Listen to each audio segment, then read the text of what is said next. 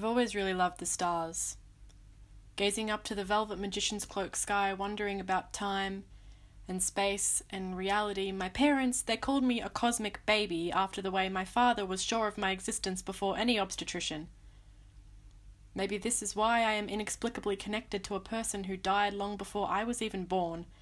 As a child, and still to this day, I would crane my neck upwards and gleefully point out the 3 adjacent stars indicating Orion's belt. He was always my favourite. I always knew where to find him. I used to picture him with his armour and his shield and his sword held high. Now he has long brown hair and flared jeans and he is holding a bass guitar. Orion doesn't have any lyrics. Just 8 minutes and 27 seconds of alternation between common time and 6/8, and I am alone in my room, even though it doesn't feel like it. Even though it feels like he is holding my hand and taking me on a tour of the galaxy. Cliff, the world didn't deserve somebody who shone as brightly as you. Between your dwarf star smiles and your supernova stage presence, you were the universe compressed into a young man, a far too young man, capable of both blending into background noise and capturing the attention of thousands.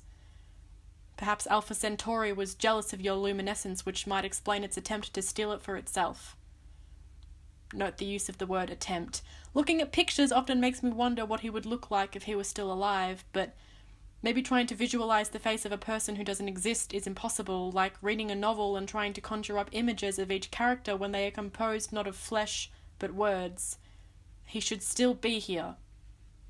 He should still be here. And although I said he doesn't exist, I suppose I should add the word anymore because he did exist at one time, one 24-year-long time, but maybe our existence is metaphysical, which would explain why it has been almost 33 years and people are still listening, or why I only ever heard his name in past tense and yet I still feel as though he is present. People tend to respond to grief by winding back the clock and rewriting the storyline so that something more suitable happens instead. And if that simply isn't plausible, they'll replace the cadaver with a different one. Wonder what would have happened if it was him and 2 others left in quaking aftershock from losing somebody else in the early hours of that crisp September morning. Either way, someone was always going to die. And maybe we'll never truly understand why these things have to happen, or if they even have to happen, and my dad says that anyone who spends their time creating endless scenarios of what if will drive themselves to insanity.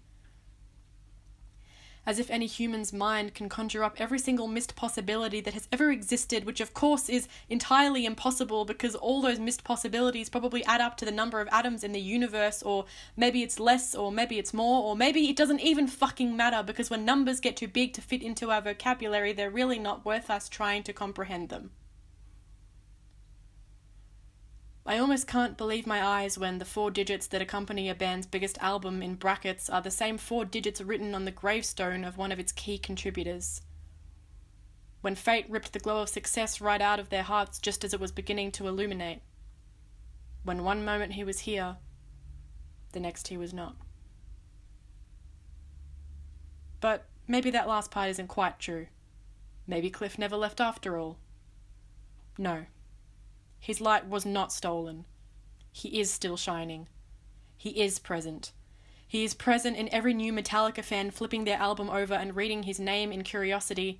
He is present in every sold-out arena show admiring his surviving friends and everything they have done to preserve his memory. He is present in every note of his bass solos travelling from speakers into the hearts of millions worldwide. He is present in every bedroom of every tearful fan wishing he was still alive.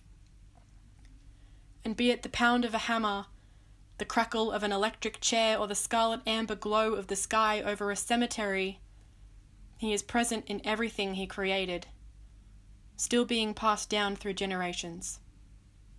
So, Cliff, thank you. Thank you for sharing your light with us, then, now, and always. I promise it is still reaching the earth. And no matter how many stars I search for, how many galaxies this universe has to offer, you will always be my favorite. I will always know where to find you.